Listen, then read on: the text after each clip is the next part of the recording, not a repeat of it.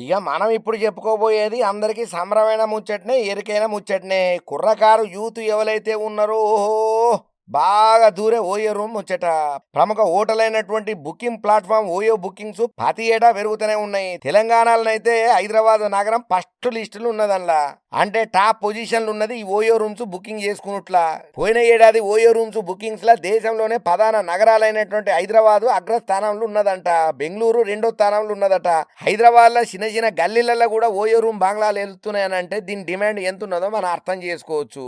ఇక ఇంకోవైపు అసాంఘిక కార్యక్రమాలకు ఓయో రూమ్స్ వేదికగా అవుతున్నాయనే విమర్శలు కూడా బాగానే వస్తున్నాయి. అయితే ఓయో రూమ్స్ కు వెళ్లేటోళ్ళు మాత్రం అప్రమత్తంగా చాలా జాగ్రత్తగా ఉండాలని అంటున్నారు.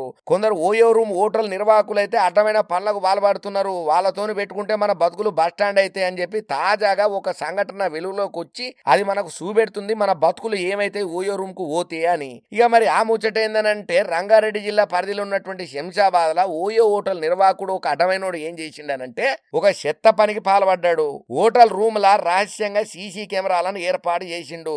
రూమ్ కు అద్దెకు తీసుకున్న వాళ్ళు ఎవరైతే అలా దిగుతారో వాళ్ళ అశ్లీల చిత్రాలు అంటే బూతు సినిమాలను చిత్రీకరణ చేసి వాటిని అడ్డం పెట్టుకొని బాధితులను హోటల్ నిర్వాహకుడు బెదిరిస్తున్నట్టు వార్తలు వచ్చినాయి. ఇంకా బెదిరింపు ఎట్టుంటదనంటే ఆ పిల్లను కూడా లొంగబరుచుకునేటట్టు ఉంటది.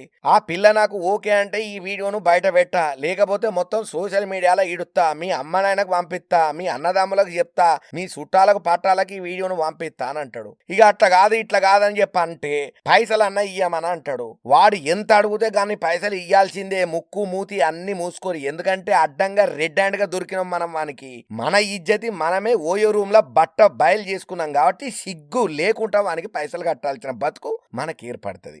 అయితే ఈ మధ్య కాలంలో ఏమైందంటే ఓ రోజు ఓ దంట ఆ హోటల్ కు వేలు గదే ఓయో రూమ్ కు. అయితే సీసీ కెమెరా ద్వారా హోటల్ యజమాని వీళ్ళను బెదిరింపులకు గురి చేసిండు. దీంతోనే వాళ్ళకి ఏం చేయాలని అర్థం కాక అందరు అట్లా ఉంటారు కదా, బెదిరియంగానే అయ్యో నీ బాంచన్ సార్, నీ కాలు మొక్తా, నీ కడపలో తలకాయ పెడతా, నువ్వు ఏమంటా చేస్తా అన్నారు కదా. కొంతమంది గిట్లా తెగించి పోలీసు వాళ్ళకు కంప్లైంట్ ఇస్తారు. అట్లా ఈ జంట పోయి పోలీసు వాళ్ళకు కంప్లైంట్ ఇచ్చేసరికి సదరు హోటల్ మీద తనిఖీలు చేసుడుతోని రహస్యంగా సీసీ కెమెరాలు బట్ట బయలైనాయి. ఇగో ఈ బద్మాషిగాన్లు చేసిన పనులు ఇవి. ప్రస్తుతానికైతే వాని పోలీసులు అదుపులకు తీసుకున్నారు. ఇక ఈ బట్టబాజిగా దగ్గర 2 సెల్ ఫోన్లు స్వాధీనం చేసుకున్నారు. అందుకనే పెద్ద పెద్దోళ్ళు ఏమంటున్నారంటే ఓయో రూమ్లలో పోయేటోళ్ళు జాగ్రత్తగా ఉండాలి. ఎవరిని పడితే వాళ్ళను ఓయో రూమ్ కు తీసుకుపోతాము, ఏమైనా మాకేం కాదు, మేము జర్రసేపు ఎంజాయ్ చేసి వస్తాం, ఈ ప్రపంచం అంచులను చూసొస్తాము, స్వర్గలోకంలో విహరిస్తామని చెప్పి పగటి కళ్ళలు ఎవరైతే అంటున్నారో జాగ్రత్తగా ఉండుండ్రి నాయనా. మీ మీద డేగ కళ్ళతోని సీసీ కెమెరాలో చుట్టూతా అనుక్షణం మిమ్మల్ని పరిరక్షణ చేస్తూనే ఉంటాయి. మీ బతుకు బస్టాండ్ అయితే జీవితం బుగ్గిపాలైతాయి. తస్మాత్ జాగ్రత్త అని హెచ్చరిస్తున్నారు అధికారులు. ఏందో ఏమోనుల్లా ఈ ఓయో రూమ్ సంస్కృతి ఎవడు కనిపెట్టిండో ఎక్కడి నుంచి వచ్చిందో గాని అంటే అంటే ఓయో రూమ్ కే ఎగబడుతున్నారు అందరూ. ఆడ మొగ అనేది తేడా లేకుండా ఎక్కడ ఏ అడ్డమైన అసాంఘిక కార్యకలాపాలు చేయాలన్నా కూడా ఓయో రూమ్స్ అనే పేరు గట్టిగానే వినబడుతున్నది.